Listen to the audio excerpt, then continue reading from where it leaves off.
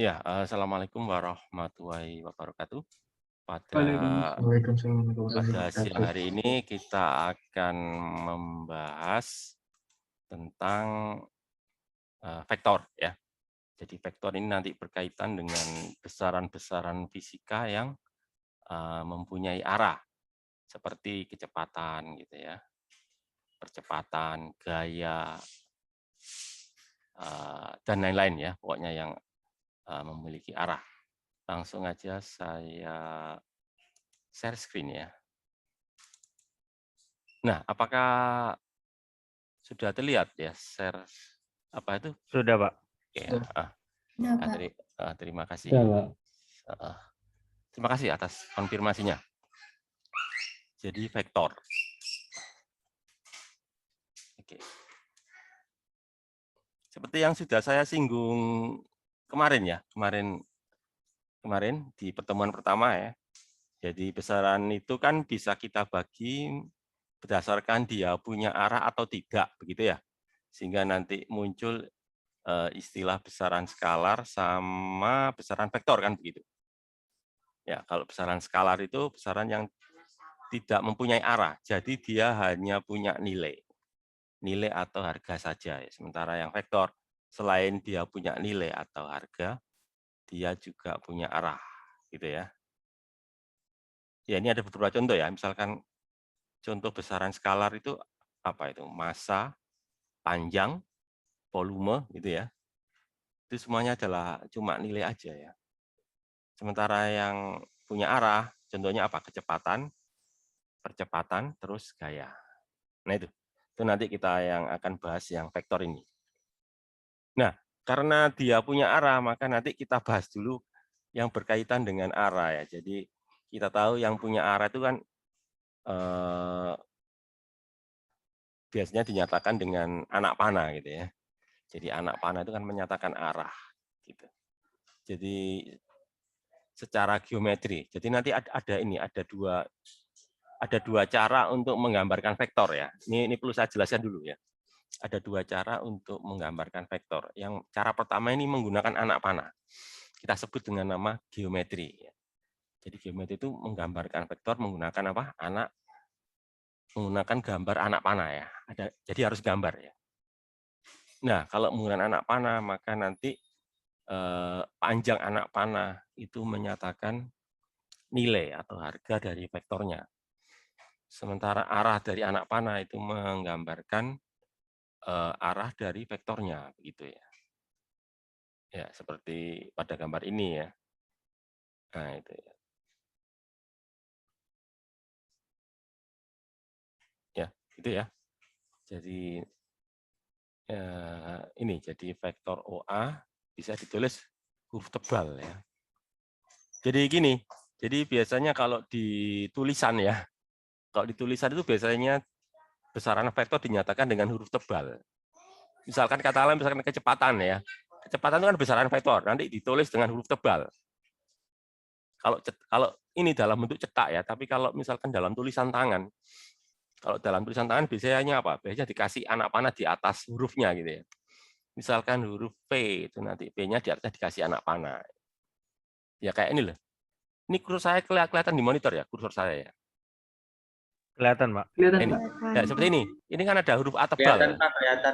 Ya, huruf tebal atau apa? Misalnya board ya. Board atau huruf tebal itu menyatakan vektor. Kalau tulisan cetak ya, tapi kalau tulisan tangan itu seperti ini ya. Dikasih anak panah di atasnya itu. Kemudian kalau dikasih apa ini kayak harga mutlak ini ya. Harga mutlak itu berarti menyatakan apa? Nilai. Jadi kalau ada vektor dikasih anak panah, diberi anak panah itu berarti menyatakan nilai dari vektornya. Gitu. Kemudian kalau arah nanti dinyatakan dengan sudut seperti ini ya. Sudut theta. Theta ini menyatakan arah. Biasanya terhadap apa? Terhadap sumbu X atau garis mendatar arah ke ini ya. Garis mendatar arah ke kanan. Itu adalah penggambaran vektor secara geometri. Nah ini, misalkan ini ada 3 vektor ya, yaitu vektor A, vektor B, sama vektor C. Yang dinyatakan dengan warna-warna berbeda. Nah, kalau kalian cermati ya, misalkan katakanlah antara vektor A dan vektor B, ya antara vektor biru sama vektor merah, itu panjangnya sama ya. Panjangnya sama, arahnya sama. Maka dikatakan vektor A dan vektor B itu sama. Kenapa? Karena panjangnya sama, arahnya juga sama. Tapi beda dengan vektor C. Kalau vektor C itu panjangnya sama, tapi arahnya lain, gitu ya. Bahkan berlawanan ya. Jadi kalau seperti itu bagaimana? Ya dikatakan nggak sama. Ya. Dikatakan nggak sama. Jadi meskipun panjangnya sama, meskipun nilainya sama, tapi kalau arahnya berbeda ya dikatakan tidak sama ya. Jadi syarat sama itu harus dua hal. Satu panjangnya sama, yaitu nilainya sama ya, sama ini apa itu arahnya sama. Jadi harus dua syarat itu terpenuhi. Nah itu ya, itu cara pertama, yaitu menggunakan gambar atau cara geometri. Nah yang kedua ini cara analitis, ini nggak perlu gambar. Jadi cara analitis nggak perlu gambar anak panah. Yaitu dengan cara menggunakan yang disebut dengan nama satu ini, menggunakan sistem koordinat. Ya, jadi ada sistem koordinat. Yaitu apa? Sumbu X, sumbu Y gitu ya. Sumbu X dan sumbu Y. Itu kalau dua dimensi. Kalau tiga dimensi selain sumbu X, sumbu Y ada lagi apa? Sumbu Z. Nah, itu ya. Jadi kalau kita menggunakan cara analitis kita membutuhkan ini sistem koordinat. Ya, X, Y sama Z. Itu ya.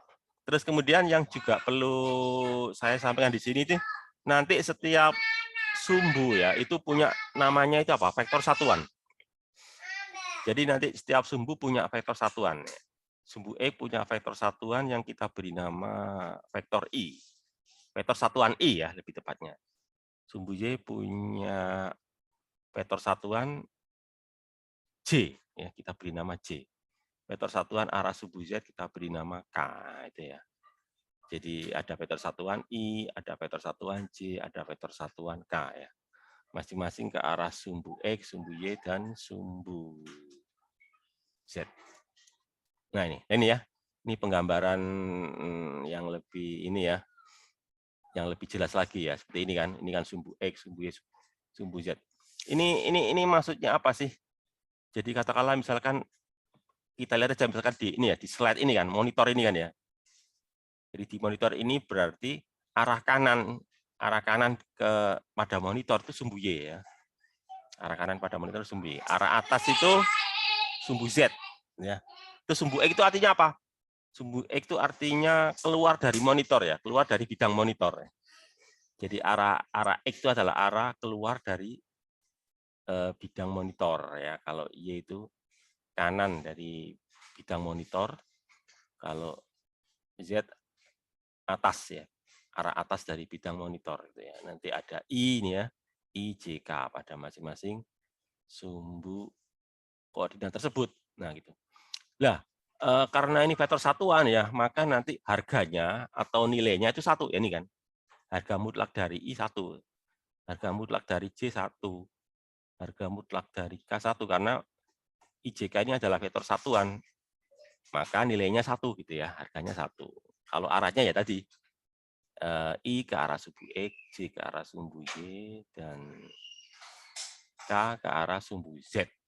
Gitu. Nah, terus kemudian, nah ini ya, jadi ini adalah cara kita menggambarkan ya sebuah vektor dengan cara analitis.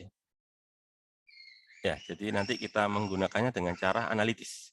Jadi misalkan ini vektor R ya, vektor R ini nanti kita uraikan ke dalam sumbu X, sumbu Y, dan sumbu Z. Pertama kayak gini loh, ini kan. Jadi pertama ini vektor R ini kita arahkan ke sumbu Z ini ya, ini kan. Ke arah sumbu Z, lalu nanti satunya lagi ke arah ini ya, ke arah apa? Bidang ini. Bidang X ya, atau lantainya lah, katakanlah sebut aja. Bidang X sama Y ini lantainya ya.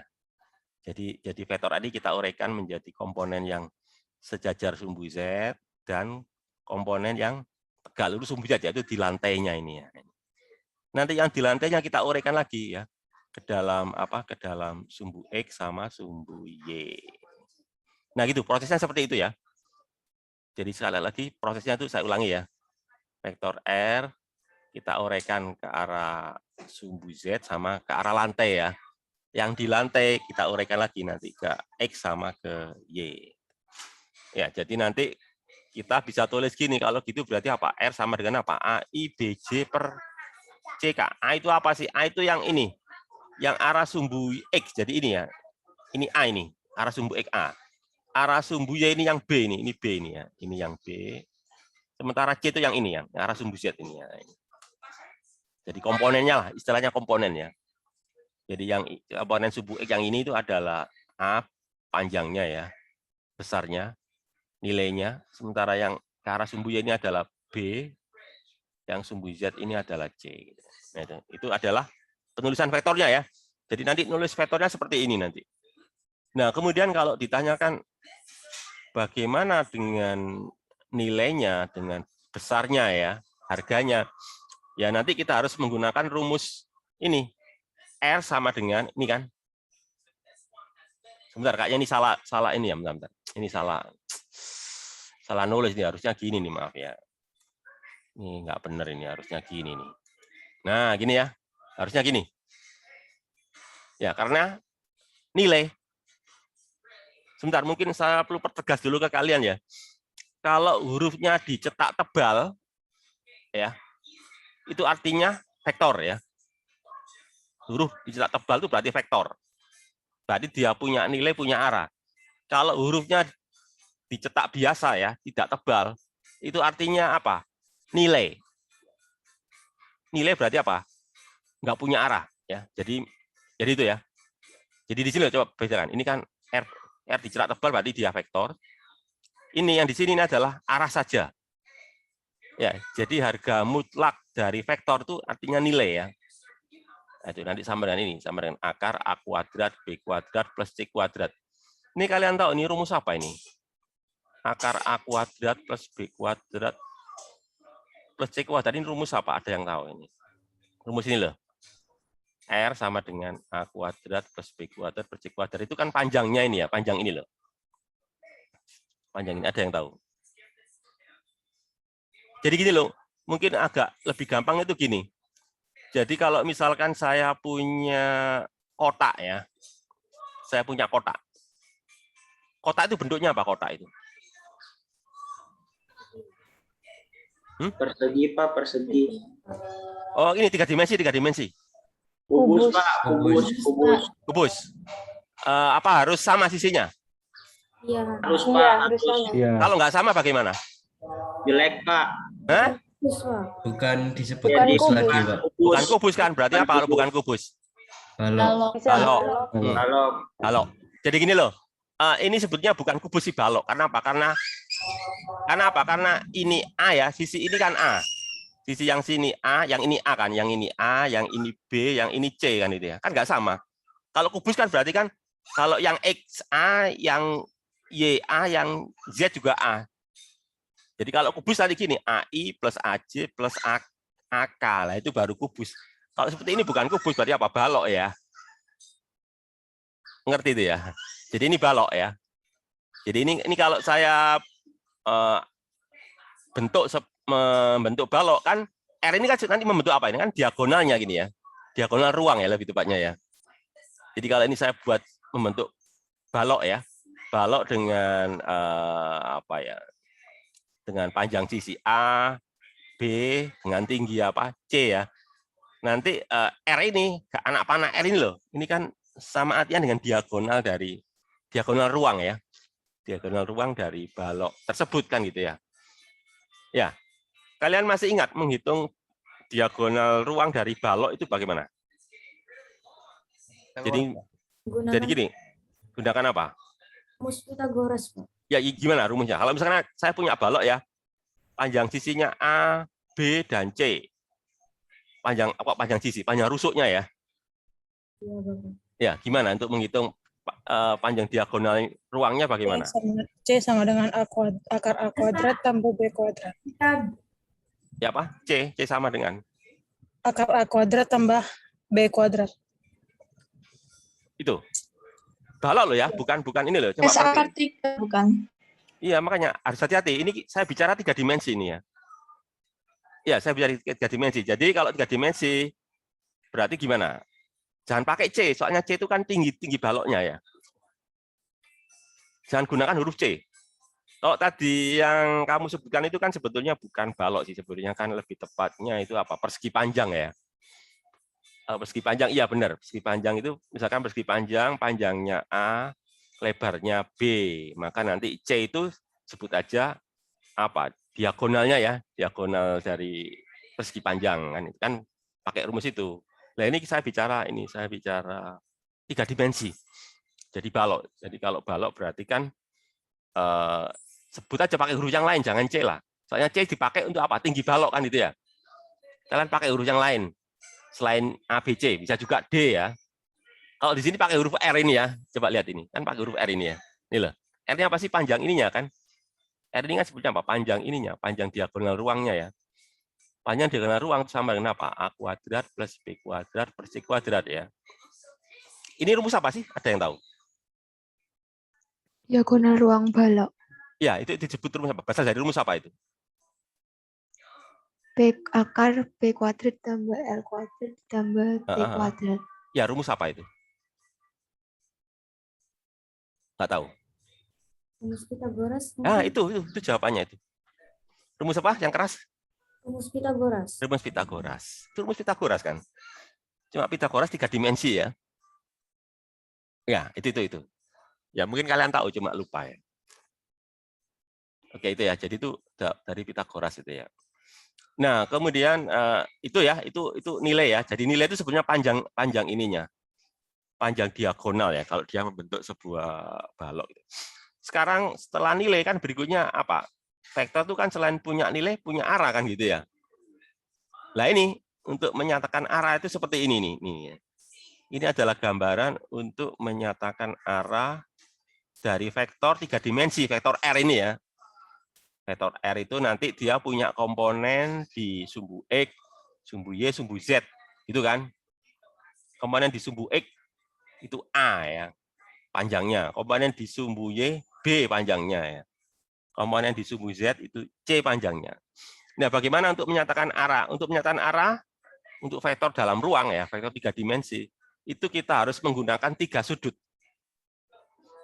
Jadi nanti ada 3 sudut. Sudut alfa, sudut beta, dan sudut gamma. Alfa itu apa sih? Sudut vektornya terhadap sumbu X. Ini kan sumbu X ini, alfa ini. Nah, ini sumbu X. Beta itu apa? Sudut vektor terhadap sumbu Y. Kalau gamma terhadap sumbu Z. Ya, ini perlu saya jelaskan ya. Kadang nanti di di soal ITS atau di soal kuis ditanyakan arah vektor. Nah, kalau arah vektor berarti kalian nanti mencari ini, alfanya berapa, betanya berapa, gamanya berapa. Bagaimana mencarinya? Ini sudah ada rumusnya ini ya. Rumusnya kita gunakan rumus kosinus ya. Ya, jadi kita gunakan kosinus ya. Kenapa? Karena dia akan mengapit sudut ya. Kenapa kok pakai kosinus? Karena sudutnya itu mengapit sumbunya kan gitu ya. Jadi kalau di sumbu X ya itu ada alfa, maka cos alfa sama dengan A dibagi R. A itu apa? Panjangnya pada sumbu X. R itu kan diagonalnya tadi ya, diagonal ruang tadi ya, itu R itu. Nah, untuk di sumbu Y beta itu yaitu apa? B dibagi R, karena B itu kan panjang komponen pada sumbu Y ya. R-nya kan diagonal ruang tadi ya. Begitu pula gamma ya. Kalau gamma berarti apa? C per R. Jadi nanti kalian gunakan rumus kosinus. Bagaimana mencari alfanya? Gimana caranya? Jadi gini, misalkan cos alfa sama dengan A dibagi R. Mencari alfanya bagaimana? Ada yang tahu? Kalau cos alfa sama dengan A dibagi R, alfa sama dengan apa? Arcus cos, Pak. Ya, benar.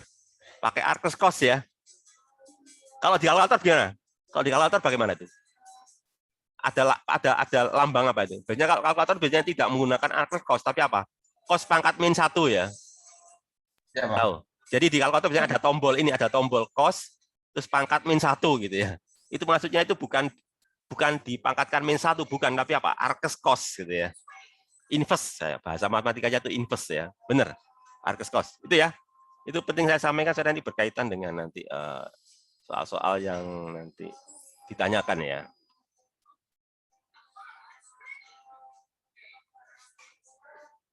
Nah itu ya, itu aja deh.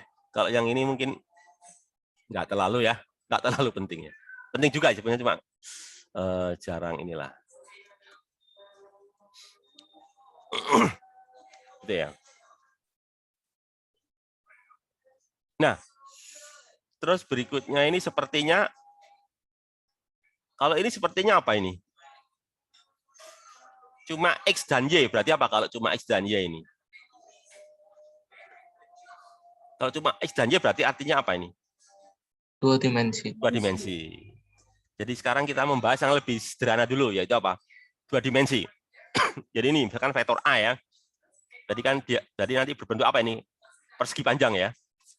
Ini ada komponen di X disebut AX, komponen di Y disebut AY. Vektornya sendiri A ya. Vektor A dengan panjang atau nilainya huruf A kecil. Maka nanti kalau ditanyakan berapa nilai vektor A, ya kita gunakan Pitagoras. Ini kan Pitagorasnya nih ya. Pitagoras apa ini? Pitagoras 2 dimensi ya. Nah sekarang kalau mencari arah, nah kalau arah bagaimana? Nah ini agak beda ya. Jadi perlu saya jelaskan. Kalau tadi di 3 dimensi kan kalau kita ditanyakan arah kan kita harus menggunakan 3 sudut tadi ya. Sudut apa tadi? Sudut alfa, beta, gamma. beta, dan gamma ya. Tapi kalau 2 dimensi, kita butuh berapa sudut? 2. Nggak perlu 2. Nggak usah 2. 1 saja. Yaitu apa? Theta. Theta ya. Theta, nggak ada yang lain. Jadi kalau udah dimensi kita jangan dikira ada 2 sudut, nggak perlu. Jadi misalkan theta itu apa sih? Theta itu sudut terhadap sumbu X ya. Misalkan inilah, misalkan sudutnya 30 derajat ya. Kan saya nggak perlu mencari sudut satunya kan. Nggak perlu kan. Kenapa? Kan pasti kalian tahu. Kalau misalkan terhadap sumbu X 30, terhadap sumbunya berapa? 60 ya, Pak? Nah, kan gitu. Sudah pasti itu kan. Jadi nggak perlu ini, nggak perlu 2 sudut. Soalnya sudut satunya bisa kita hitung dengan gampang, yaitu apa? Tinggal 90 dikurangi sudut tersebut kan gitu ya. Ngerti ya saya maksud ya? Jadi nggak perlu 2 sudut. Jadi cukup 1 sudut saja. Karena sudut yang satunya lagi dengan gampang bisa kita cari. Yaitu tinggal apa? 90 dikurangi theta kan gitu. Itu. Jadi itu yang perlu kalian mengerti ya. Jadi kalau vektornya 2 dimensi, hanya perlu 1 sudut saja, yaitu sudut terhadap sumbu X positif. Tapi kalau 3 dimensi, kalian harus mencari ketiga-tiganya ya. Yaitu sudut alfa, sudut beta, dan sudut gamma. Gitu. Nah, udah ya. Terus berikutnya yang agak panjang itu ya ini ya, membahas ini tadi. Operasi vektor itu ya. Ada penjumlahan, pengurangan, perkalian, pembagian, pemangkatan. Ya. Terus apa lagi? Pengakaran ya. Itu skalar ya. Skalar. Kalau vektor, penjumlahan, pengurangan, perkalian titik, perkalian. Jadi gini loh. Mungkin kalian bertanya sih, kenapa sih operasi vektor itu ada pembahasan tersendiri ya? Mungkin kalian tanya begitu. Kenapa kok ada pembahasan tersendiri berkaitan dengan operasi vektor? Operasi itu artinya itu loh, menjumlah, mengurangi, mengali, membagi itu namanya operasi ya. Istilah matematika ya. Operasi itu proses itu ya, proses menjumlah, mengurangi. Nah, mungkin perlu saya sampaikan itu ya, kenapa kok harus ada pembahasan tersendiri berkaitan dengan operasi vektor. Ya, kenapa? Mungkin kalian tahu jawabannya, ada yang tahu barangkali. Kenapa kok harus kita bahas sendiri? Ada yang tahu?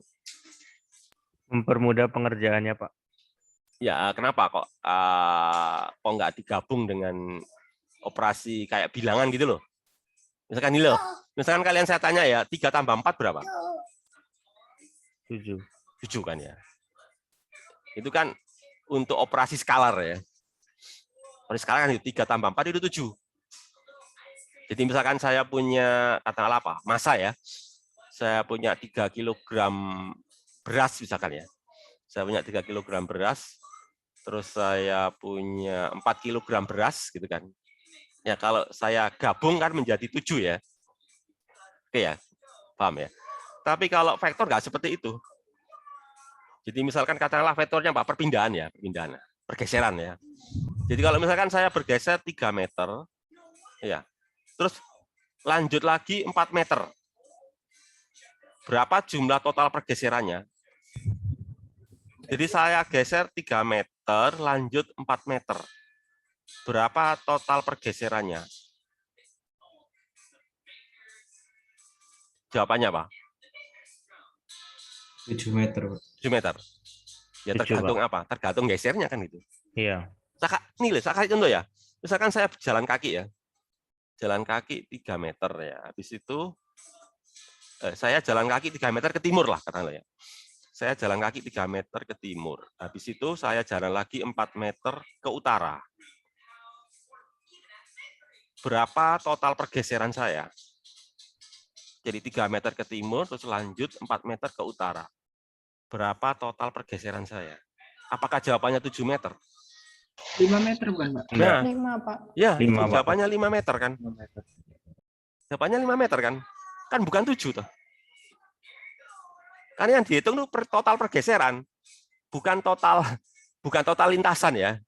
Beda loh ya. Kalau total lintasan benar 7 meter. Kan kita kan nggak bahas. Saya kan nggak bahas total panjang lintasan ya, bukan ya. Tapi saya membahas total pergeserannya. Jadi total pergeserannya bukan 7 meter, tapi apa? 5 meter. Ya, misalkan lagi, saya bergerak 3 meter ke timur ya. Terus lanjut 4 meter ke barat. Berapa total pergeserannya? 1. Nah, 1 kan Satu. 1. Sudah lain lagi kan? Lain lagi kan jawabannya ya? Ya. Sudah lain. Gitu kan. Misalkan lagi, saya bergerak 3 meter ke timur, terus lanjut 4 meter ke tenggara. Gimana jawabannya? Bisa jawab kalian? Susah ya? 3 meter ke timur, lanjut 4 meter ke tenggara. Agak susah ya? Nggak seperti tadi kan? Tadi kan gampang ya? Itu lain jawabannya, pokoknya yang jelas jawabannya lain lagi gitu ya. Apa yang menjadi penyebabnya? Kok bisa lain gitu? Arahnya, Pak. Arahnya. Jadi masalah arah. Jadi maksud saya gini, saya mau ngomong gini ya.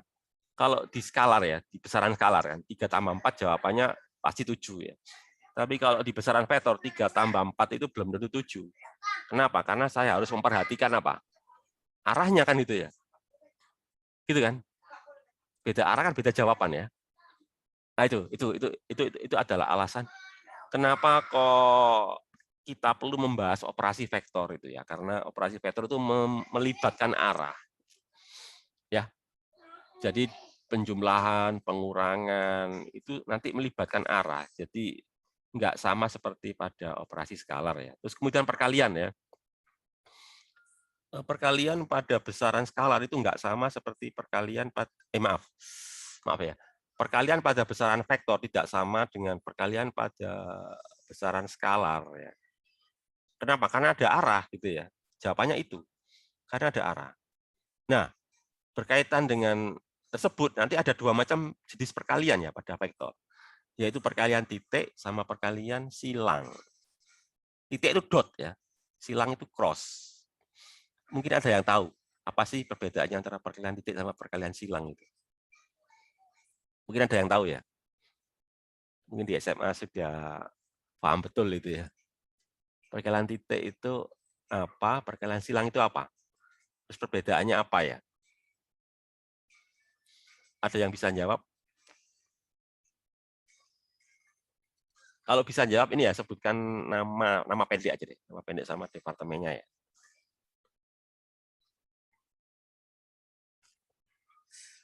Ada yang tahu?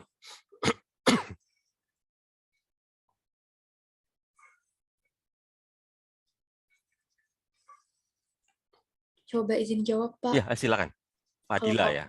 Kalau misalnya Nah, perkalian yang dot itu pakai cos, kalau misalnya yang x itu pakai sin. pakai sin. Nilainya ya itu ya. Iya. Gini. Fadila ya panggilannya ya. Iya, Pak. Gini. Fadila. Hah? Oh, Fadila ya. Jadi gini Fadila. Mungkin Fadila tahu ya. Hasil dari perkalian titik itu apa? Hasilnya Vektor. perkalian titik. Misalkan ini ya. Saya beri contoh ya Fadila ya. Gaya itu besaran apa? Besaran vektor. Vektor. Perpindahan? Vektor. Vektor ya. Gaya kali perpindahan? Vektor. Gaya kali perpindahan itu namanya apa? Gaya dikali perpindahan itu namanya apa? Di SMA dulu pernah tahu? Belajar itu. Gaya kali perpindahan hasilnya apa? Lupa. Usaha. Nah, itu temanmu udah jawab itu. Usaha kan ya? Usaha, Temanmu udah Pak. jawab usaha. Ya, sekarang saya ya ada temanmu yang bantu tuh. Sekarang saya tanya, usaha itu punya arah atau enggak? Iya. Usaha punya arah? Enggak. Enggak. Usaha itu kan Pak. bener enggak usaha punya arah? Usaha itu kan energi sih. Energi itu punya arah enggak energi itu? Enggak. Jadi kesimpulannya gini loh. Perkalian titik itu nanti menghasilkan besaran skalar. Ya. Jadi gini, jadi perkalian vektor dikalikan titik dengan vektor nanti hasilnya adalah besaran skalar. Gitu ya. Nah, kemudian kalau perkalian silang itu sebaliknya. Jadi vektor dikalikan vektor hasilnya besaran vektor ya. Ya. Jadi itu yang perlu kalian mengerti ya. Jadi bedanya antara perkalian titik sama perkalian silang itu. Kalau perkalian titik nanti hasil dari perkaliannya itu apa? Besaran skalar. Contohnya tadi usaha tadi ya. Kalau perkalian silang nanti hasilnya besaran vektor juga. Contohnya apa misalkan? Saya beri contoh misalkan torsi ya. Torsi itu apa? Torsi itu dari vektor posisi dikalikan vektor gaya ya. Vektor posisi dikalikan vektor posisi kan vektor. Gaya kan vektor. Saya kalikan menggunakan silang ya, cross ya. Jadi vektor posisi cross vektor gaya. Nanti hasilnya namanya torsi. Torsi itu vektor ya. Jadi torsi itu besaran vektor. Nah, itu bedanya ya. Nah, itu yang perlu kalian tahu. Kalau ya oke lah, lanjut ya. Ini masih pakai cara geometri ya. Pakai anak panah. Jadi kalau ada anak panah berarti pakai cara geometri nih. Jadi apa? A tambah B ya ini kan. A tambah B. Ternyata sama aja ya dibolak-balik ya. A tambah B sama dengan B tambah A. Itu namanya apa? Komutatif. Artinya dibolak-balik sama. Ya, kemudian apa ini? Ini 3 vektor ya. 3 vektor yaitu apa? Kalau di sini ini apa ini?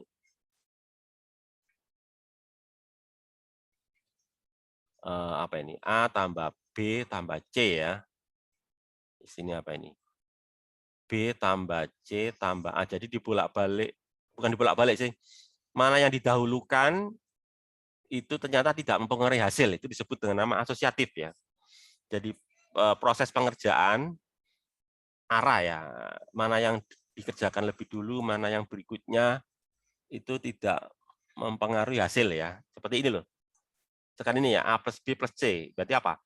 Ini kan artinya kan A plus B dikerjakan dahulu ya. Kemudian hasilnya baru ditambahkan dengan C. Kalau yang ini kan enggak.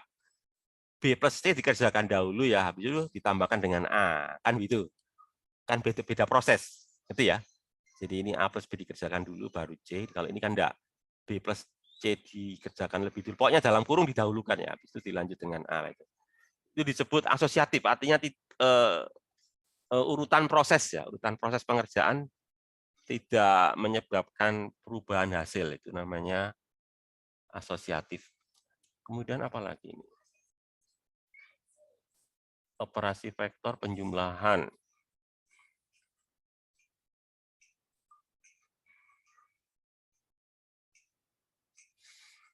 Oh, cari ini ya, cari resultannya ya. Jadi vektor resultannya ini. Nah, ini ya, ini adalah mencari panjang ya. Panjang dari penjumlahan dua vektor. Nanti hasilnya itu ini ya. Jadi apa ini sama dengan ini kan. Misalkan ini vektor A ditambah vektor B ya. Vektor warna biru ditambah vektor warna hijau kan ini. A tambah B. B-nya kan ini ya, ini kan B ya. Jadi A ditambah B, nanti hasilnya kan R, warna merah ini ya. Berapa nilai dari vektor R? Artinya kan berapa panjang nilai R. Nanti bisa kita itu pakai rumus ini. Ini kan, jadi ini A kuadrat ditambah B kuadrat ditambah 2AB cos theta ya. Cos theta. Theta itu apa? Theta itu adalah sudut antara vektor A dan vektor B ini kan. Antara vektor A dan vektor B ini kan. Ini theta ya. Theta itu kan sudut ini kan. Sudut ini kan ya. Sudut antara vektor A dan vektor B. Akar. Mungkin kalian ada yang tahu ini rumus apa ya? Ini sambil ingat pelajaran di SMA ini. Ini rumus apa ya? Ada yang tahu nggak? Sama dengan A kuadrat plus B kuadrat plus 2AB cos theta. Rumus apa ini? Di SMA dulu. Ada yang tahu? Resultan nggak, Pak? Resultan. Iya, karena resultan vektor. Cuma bukan itu maksudnya. Apakah benar ini rumus Pitagoras? Kalau di sini kan rumusnya ngomongnya Pitagoras ya. Benar nggak ini rumus Pitagoras? Ini di sini loh. Benar, biasanya kayak nyari sisi yang diketahui sudutnya aja. Nggak, saya tanya dulu ke kalian. Benar nggak ini rumus Pitagoras? Benar nggak? Ini loh kan di sini disebut ini teorema Pitagoras kan itu ya didaktirnya. Pertanyaan saya, benar nggak rumus ini adalah rumus Pitagoras? Ya, sekalian tinggal kalian jawab. Ya apa tidak? Ya apa tidak? Ya. Ya. Nah, gini perlu kalian pahami ya. Rumus Pitagoras itu berlaku kalau apa? Kedua sisi harus tegak. Kan harus tegak lurus. Tegak lurus. Tegak lurus, siku-siku kan? Berlaku untuk segitiga siku-siku kan? Iya. Iya. Ya, Iya, kalau segitiganya nggak siku-siku, boleh nggak saya menggunakan rumus Pitagoras? Enggak, Pak. Kan nggak boleh, kan nggak boleh. Itu aturan kosinus ya, Pak? Nah, itu jawabannya. Yang keras. Aturan kosinus. Ya, aturan kosinus. Jadi ini adalah rumus aturan kosinus ya. Ini pelajaran matematika ya, bukan pelajaran fisika sebetulnya ya. Berarti kan gitu ya, Pitagoras, aturan kosinus lebih tepatnya ya. Jadi gini, kalau segitiganya siku-siku ya, kita bisa menghitung menggunakan rumus Pitagoras. Tapi kalau segitiganya nggak siku-siku ya kita harus menggunakan apa? Aturan kosinus ya. Untuk mencari panjang sisinya kan gitu ya. Aturan kosinus benar. Oke, lanjut ya.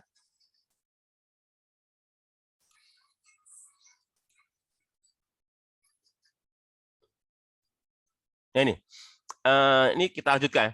Kalau tadi kan rumus yang kita pakai ini kan rumus akibat kita menggunakan cara geometri ya. Karena kita menggunakan cara geometri sehingga muncul apa? Rumus aturan kosinus kan gitu ya. Kan tidak selalu vektor itu tegak lurus gitu ya. Kalau vektor tegak lurus ya enak, bisa kita gunakan Pitagoras. Tapi kalau nggak tegak lurus seperti ini kan antara vektor A dan vektor B kan tidak tegak lurus ya. Sehingga untuk mencari resultannya, panjang resultan ya, kita harus menggunakan rumus apa? Aturan kosinus gitu. Nah, sekarang kita nggak menggunakan cara itu, tapi menggunakan cara apa? Analitis ya. Nah, kalau pakai cara analitis berarti setiap vektornya saya uraikan ke dalam komponen-komponennya. Katakanlah kalau dua dimensi, berarti vektor A saya uraikan menjadi komponen X, komponen Y. Vektor B saya uraikan menjadi komponen X dan komponen Y. Kan gitu prosesnya itu ya. Setelah itu baru apa? Saya jumlahkan untuk setiap komponen. Ya. Jadi ini adalah penjumlahan untuk komponen X, ini adalah penjumlahan untuk komponen Y. Gitu. Setelah itu, resultannya saya hitung dengan menggunakan rumus Pitagoras. Loh, kenapa? Iya kan? Kan X dan Y itu kan saling tegak lurus ya. X dan Y saling tegak lurus atau tidak? Sumbu X sama sumbu Y. Iya. Iya, makanya. Iya kan? Makanya dipakai rumus Pitagoras kan ini. Jadi ini adalah komponen X kuadrat ditambah komponen Y kuadrat, lalu diakar. Ini kan rumus Pitagoras. Nah, ini untungnya kalau kita menggunakan cara analitis. Jadi tidak perlu lagi menggunakan rumus apa tadi? Aturan kosinus ya. Bisa langsung Pitagoras. Soalnya kan diuraikan ke dalam komponen-komponennya yang saling tegak lurus gitu. Terus kalau nyari arah bagaimana? Lah berhubung apa tadi? Berhubung 2 dimensi, berarti kan arahnya pakai berapa sudut kalau 2 dimensi? Satu. Satu saja. Yaitu apa? Terhadap sumbu X ya. Ini V ya. V itu theta tadi, maksudnya V itu theta ya. Tadi menggunakan theta, sekarang pakai V ya. Ya, itu ini adalah arah terhadap sumbu X. Yaitu apa? Komponen Y dibagi komponen X pakai tangan ya. Jadi nanti mencarinya pakai arkes tangan. Itu yang perlu kalian ketahui ya. Jadi gini, kalau nanti kalian ditanyakan vektor 2 dimensi ya, untuk mencari arah kan kalian nanti cukup menghitung satu sudut saja ya. Nyarinya bagaimana? Menggunakan rumus arkes tangan ya. Arkes tangan komponen Y dibagi komponen X resultannya ya. Tapi kalau vektornya 3 dimensi, kalau kalian ditanyakan arah dari vektornya ya, kalian harus menghitung 3 sudut. Yaitu apa? Sudut alfa, sudut beta, sudut gamma. Menggunakan apa? Arkes cos ya. Ya. Jadi semuanya menggunakan apa? Arkes kosinus ya. Itu apa? Komponennya dibagi ini panjang diagonalnya ya tadi ya. Diagonal vektornya tadi. Nah, itu yang perlu kalian mengerti dulu ya. Nah, sekarang pengurangan ya. Sekarang pengurangan. Makna pengurangan itu apa?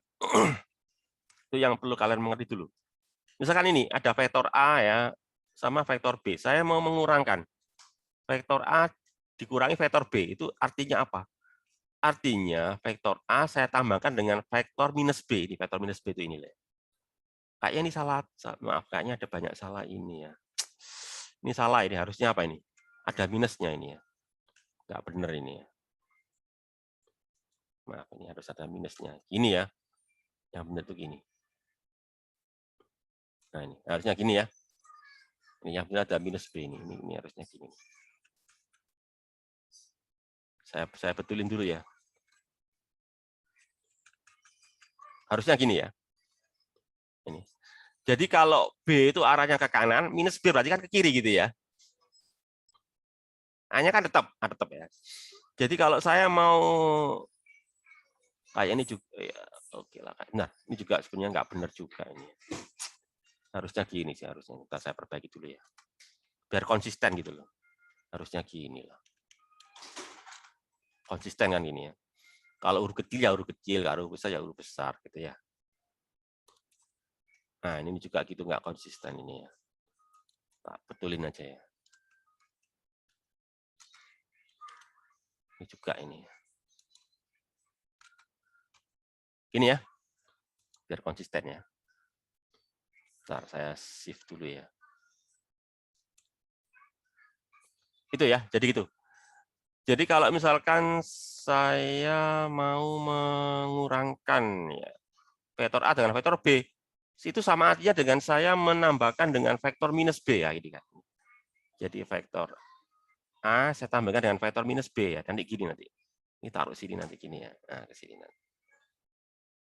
Itu ya. Nah, kayak ini ya.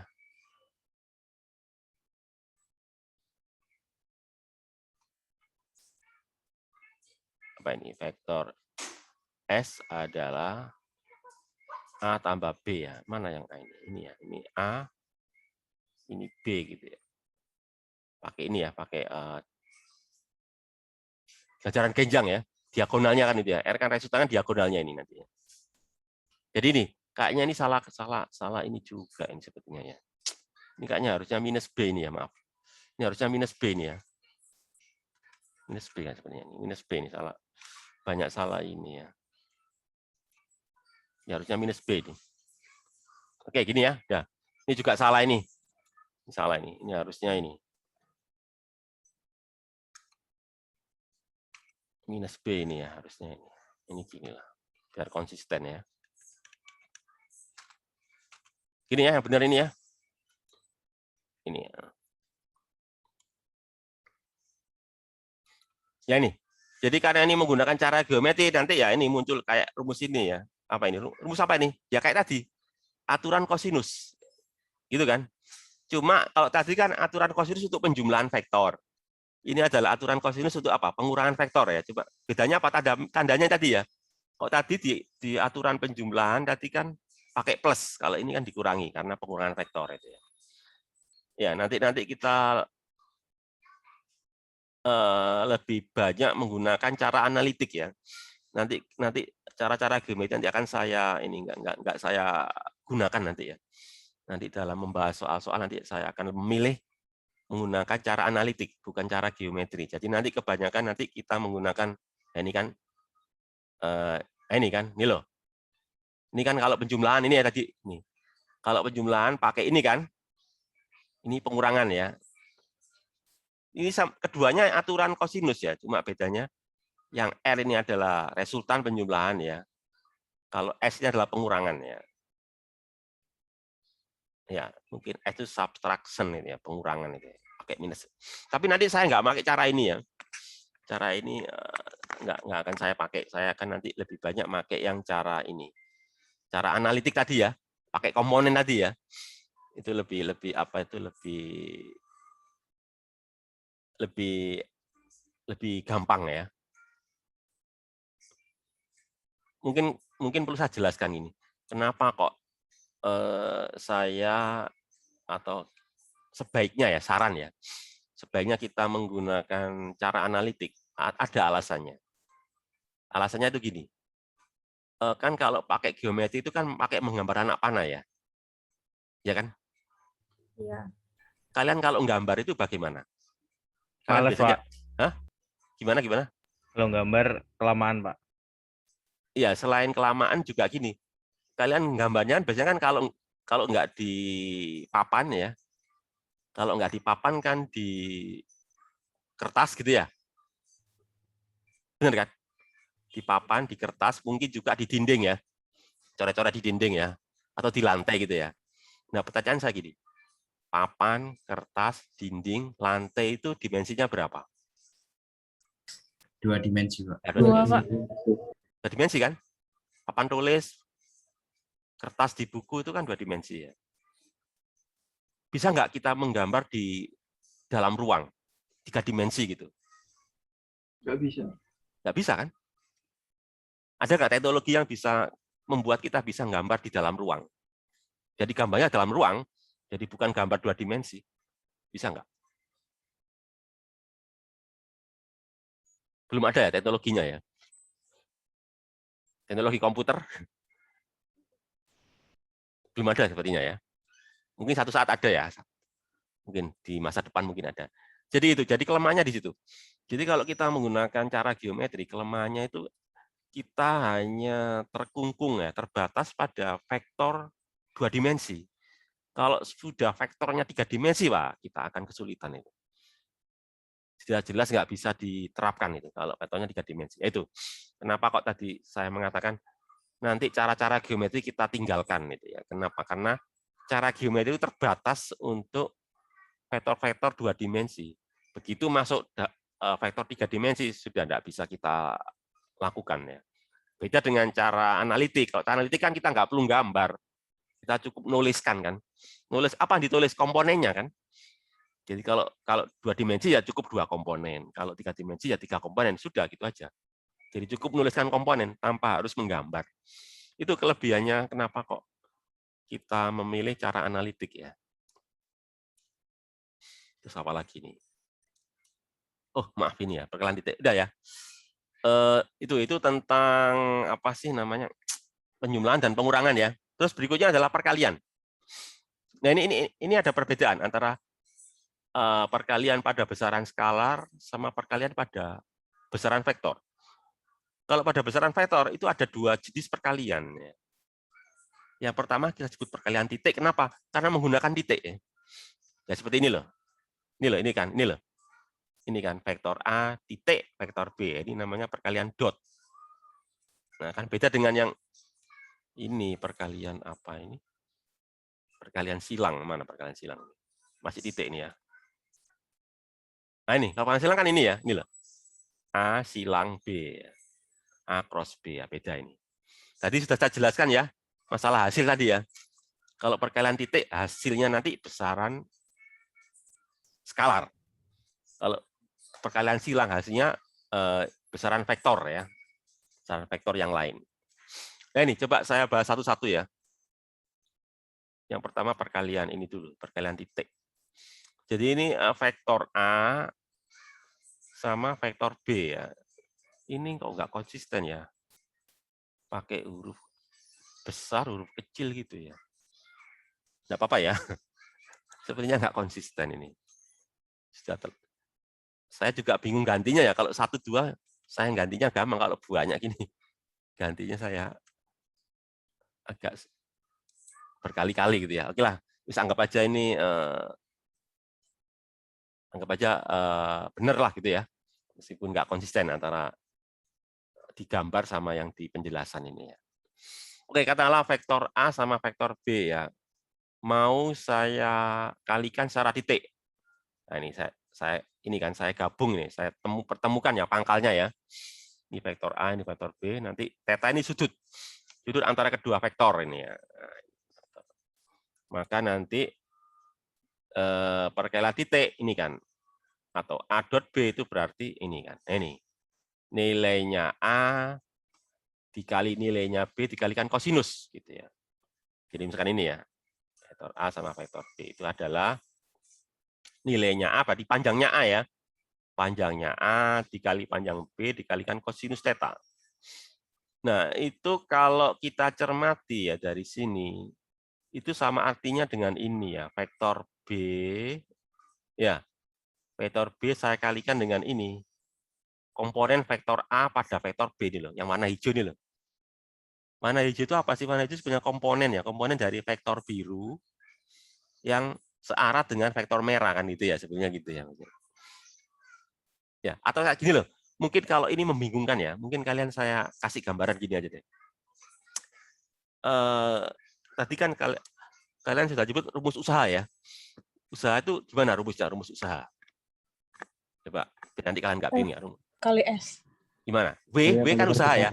W sama dengan apa? F kali F S. kali S. Ya, F dot S gitu ya.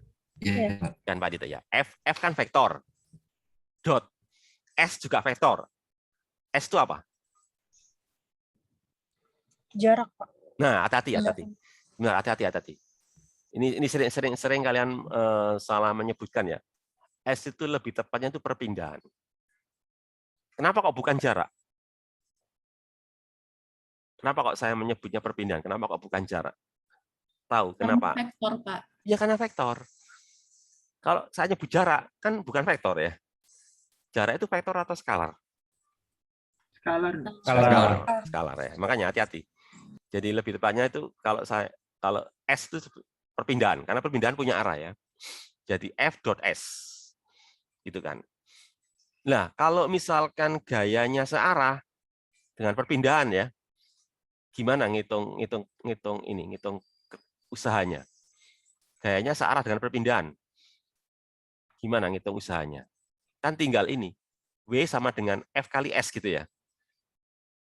Gitu kan? 0, Pak. Kok 0? Kenapa kok 0? Searah loh ya. Jadi gini misalkan ini ya. Gayanya ke arah timur ya. Gayanya ke arah timur. Pergeserannya ke timur juga. Jadi misalkan gaya 10 Newton ya. Bekerja pada benda gaya 10 Newton ke timur ya. Gaya 10 Newton ke timur bekerja pada benda sehingga benda bergeser 2 meter ke timur. Berapa usaha yang dilakukan oleh gaya tersebut? Jawabannya apa? 12, Pak, 12. Hah? 12. Coba perhatikan ya. Gayanya 10 Newton ya. Gaya 10 Newton ke timur. Menyebabkan pergeseran benda 2 meter ke timur. Berapa usaha dilakukan oleh gaya tersebut? 20, Pak. Ya, 20. Kan 20 toh. Ya. Oke, sekarang soalnya nggak gitu. Gayanya 10 Newton ya. Tetap 10 Newton ya. Tapi dia nggak ke arah timur ya. Membentuk sudut lah. Jadi arahnya nggak ke timur, tapi agak ke atas lah. Timur agak ke atas. Membentuk sudut 30 derajat ya. Membentuk sudut atas dengan 30 lah. Agak susah ya. 60 lah gitu ya, 60 ya. Jadi gayanya membentuk sudut 60 derajat ke arah atas terhadap arah timur ya. Terus bendanya bergeser 2 meter.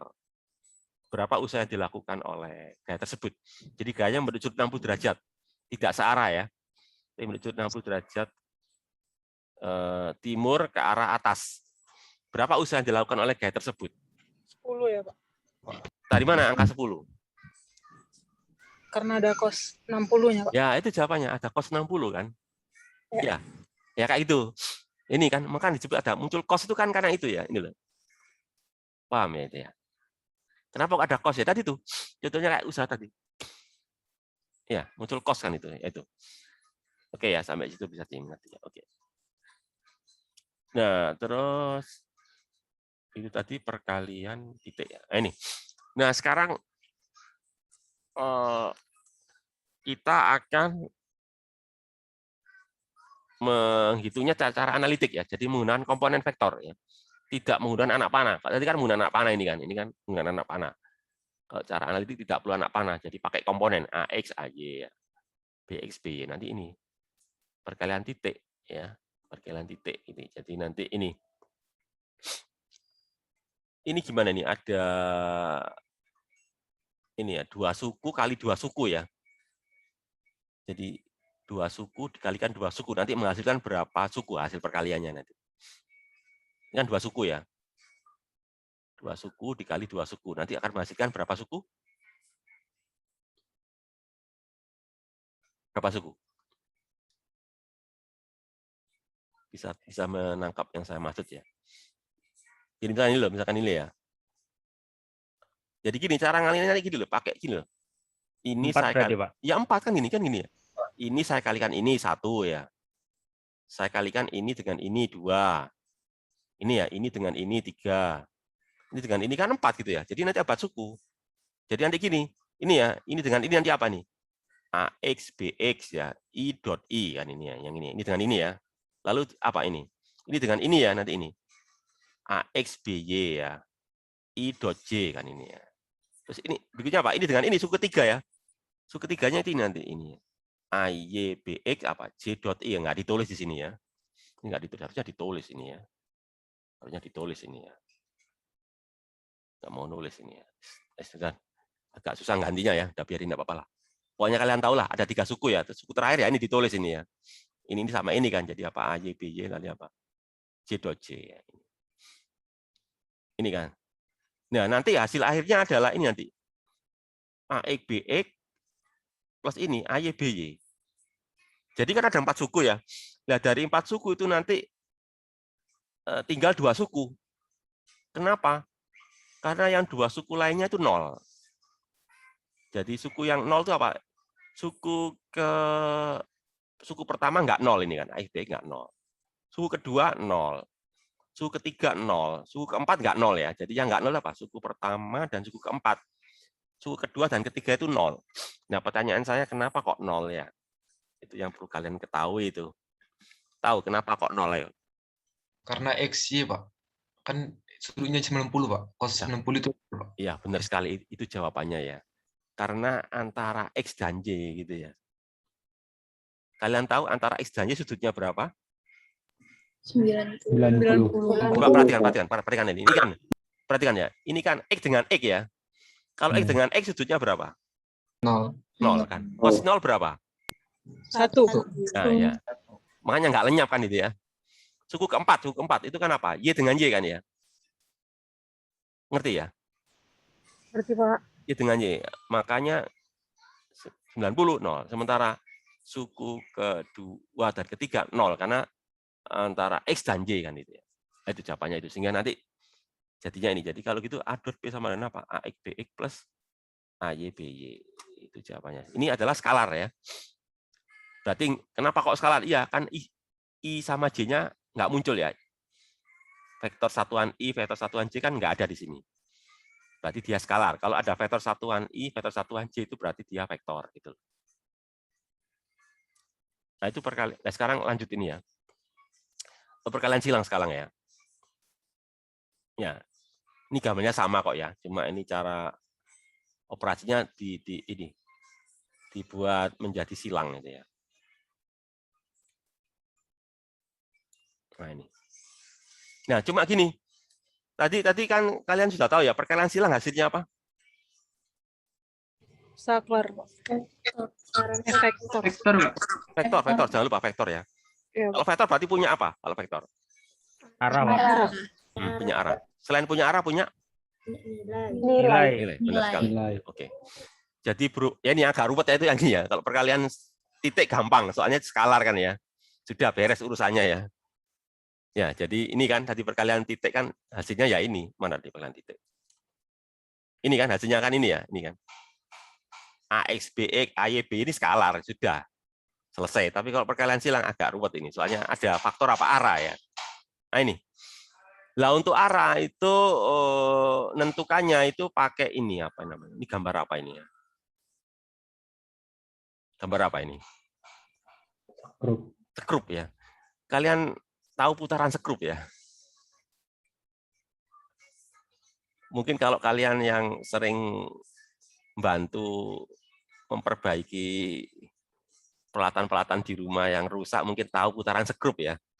Tapi bagi yang nggak pernah itu nggak tahu putaran sekrup itu arahnya kemana gitu ya. Jadi kalau saya sih kurang srek kalau menggunakan putaran sekrup. Kenapa? Karena nggak semua dari kalian begitu mengenal sangat akrab dengan putaran sekrup gitu ya. Mungkin saya nggak srek sih kalau menggunakan aturan sekrup. Saya sih lebih suka menggunakan aturan penggantinya ya. Jadi bukan putaran sekrup, tapi saya lebih suka menggunakan aturan tangan kanan sebagai pengganti aturan sekrup gitu ya. Cuma di slide ini memang dibuat menggunakan aturan sekrup ya, jadi saya agak susah juga menjelaskannya ini. Tapi oke lah, enggak apa-apa, nanti saya kasih ini aja deh. Saya kasih ilustrasi. Jadi gini loh. Misalkan yang mana dulu? Atau yang dulu ya, A cross B ya, misalkan ini ya. Ini kan A cross B. Vektor A-nya warna biru ya. Vektor B-nya warna merah ini ya. Jadi A cross B itu artinya saya memutar sekrup ini ya. Dari ujung vektor A ke ujung vektor B ke sini kan ya.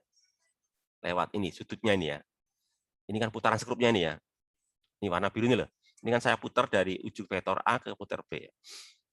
Maka nanti sekrupnya itu arahnya bagaimana? Apakah masuk ke dalam papan ini atau keluar kan gitu ya? Ternyata apa itu? Sekrupnya masuk gitu ya. Kenapa kok begitu ya? Itu yang ngetik itu pasti yang sudah pernah ngotak-ngatik sekrup ya.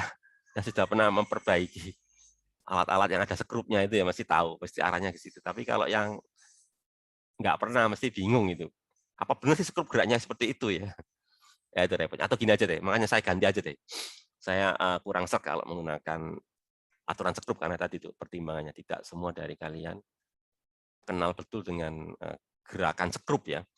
Makanya saya ganti dengan aturan tangan kanan. Jadi gini,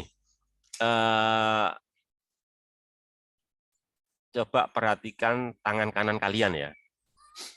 Tangan kalian ya.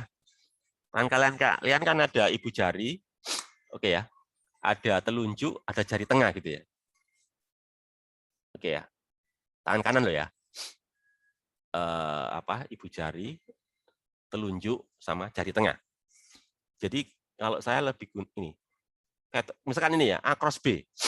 A cross B berarti A sebagai vektor pertama, B sebagai vektor kedua, nanti kan ada vektor hasil gitu ya. Vektor hasilnya sebut aja misalkan C ya. Jadi A itu vektor pertama, B vektor kedua, C adalah vektor hasil perkalian. Gitu ya. Nah, ibu jari kita arahkan ke vektor pertama. Telunjuk kita arahkan ke vektor kedua. Maka jari tengah itu menyatakan arah vektor hasil perkalian. Coba dari gambar ini ya. Coba arahkan telunjuk kalian ke yang warna biru ini. Ya, coba perhatikan ya. Ya, coba diperagakan lah. Diperagakan secara mandiri aja ya. Jadi arahkan ibu jari kalian ke ini. Jangan lupa tangan kanan ya. Tangan kanan ya. Ibu jari arahkan ke sini. Telunjuk kalian arahkan ke sini. Kemana arah dari jari tengah kalian ke atas atau ke bawah?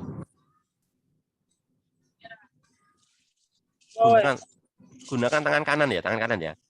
Arahkan ibu jari kalian ke arah biru ini, sini ya. Telunjuk kalian ke arah sini. Pertanyaan saya, mengarah kemana telunjuk kalian? Ke bawah kan ya? Ke bawah kan, bener ya? Ya, ke bawah kan?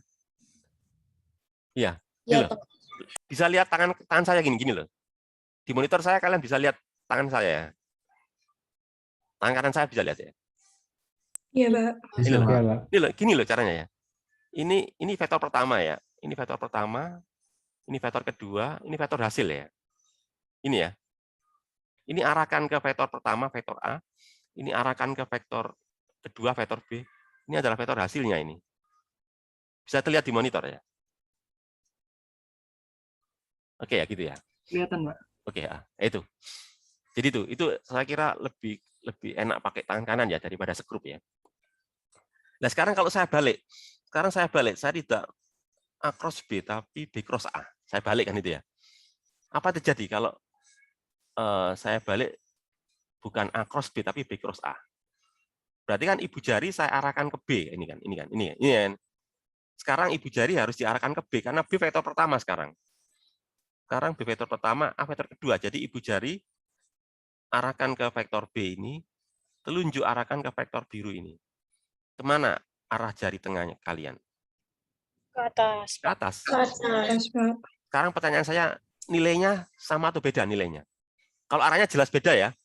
Yang pertama ke bawah, yang kedua ke atas kan itu ya. Kalau nilainya sama apa enggak? Sama. Sama kan? Sama. Kan A kali B kali sin theta kan itu ya. Iya, Pak. Nah itu. Jadi maksud saya gini, jadi perkalian silang itu kalau dibalik, itu hasilnya jadi negatif gitu loh. Kalau besarnya sama, cuma negatif. Negatif artinya apa? Arahnya berlawanan kan gitu ya.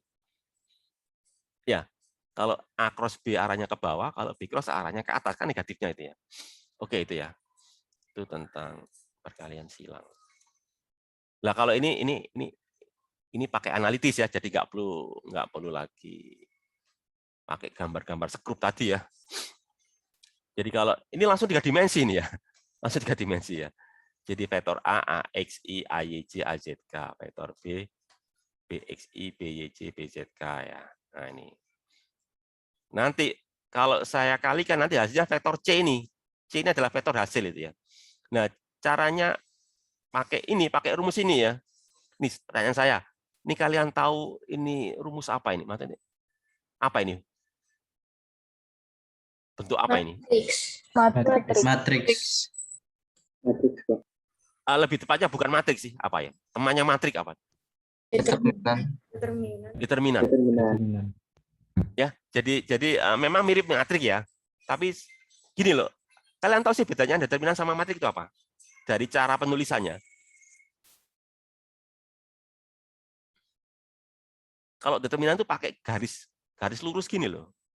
Kalau matrik pakai garis melengkung kan gitu ya. Atau kalau lurus tapi dikasih melengkung gini loh, kasih gini loh. Itu biar nanti kalian nggak bingung. Jadi kalau gini namanya bukan matrik, tapi determinan. Tapi kalau ada melengkungnya itu baru namanya matrik ya. Memang mirip lah antara matrik sama determinan. Jadi nanti cara menghitungnya menggunakan determinan. Kan kalian masih ingat ya cara menghitung determinan 3 kali 3 ya? Sudah lupa? Menghitung determinan 3 kali 3, tahu ya? Lumayan ingat, Pak. Ya nanti kalau lupa nanti aja. Nanti saya jelaskan di pembahasan soal aja ya. Biasanya gini loh, biasanya kalau kita menghitung determinan 3 kali 3 itu kan ditulis ulang ya. Ngerti maksud saya? Jadi kan ini ada kolom 1, kolom 2, kolom 3. Nanti di sebelah sini ditulis ulang. Kolom 1 saya tulis ulang di sini di kolom keempat ini ya. Nanti kolom kedua saya tulis lagi di kolom kelima gitu ya. Terus nanti gini kan caranya hitungnya ya. Diagonal ini ditambah diagonal ini kan itu ya. Nanti dikurangi diagonal ini gitu ya. Mungkin lupa enggak apa-apa lah. Nanti saya jelaskan di ini aja deh di pembahasan soal ya. Pokoknya nanti hasilnya seperti ini ya. Jadi kalau saya itu dengan cara seperti itu nanti hasilnya ini nanti. Ini ya. Jadi apa nih? AY BZ dikurangi apa ini? AZBJI, kurangi ini kan. Ya, ini besaran apa ini? Pertanyaan saya ini besaran apa ini? Hah? Vektor, Pak. Iya, Vektor. iya, benar, vektor. IJK-nya. Vektor Iya itu, benar, Pak. itu jawabannya. Kan ada IJK-nya ya. Ini loh, kan ada I, ada J, ada K. Berarti dia vektor, kan beda dengan tadi. Coba lihat tadi itu apa tadi? Mana tadi? Loh, tadi kan ini aja kan, nggak ada IJK-nya kan ya? Ya, ini skalar ini, karena nggak ada IJK-nya. Tapi kalau ini kan ada I, ada J, ada K ya. Vektor gitu ya. Cuma gini loh, cuma kalau pakai gini kan ngafalkannya susah ya. Kalau pakai yang bawah ini loh, ngafalkannya lebih gampang pakai ini kan ya. Asalkan dengan catatan kalian tahu cara ngitung determinan gitu ya. Kalau pakai rumus ini, ya mungkin bisa juga ya, tapi kalau lebih gampang ngafalkannya pakai ini. Ya gampang lah itu nanti ya. Masalah gitu. Udah selesai ini ya. Udah selesai. Flat drive. Ini, sebelum saya akhiri mungkin ada pertanyaan dari kalian. Ada pertanyaan nggak tentang vektor ini ya? Cukup ya? Nggak perlu? Nggak perlu ada pertanyaan? Enggak ya? Cukup mungkin, Pak. Ya udah. Kalau nggak ada pertanyaan, saya akhiri aja. Assalamualaikum warahmatullahi wabarakatuh. Waalaikumsalam. Waalaikumsalam. Pak. Terima kasih, Pak. Terima kasih, Pak. Makasih, Pak. Terima kasih, Pak. Ya, sama-sama.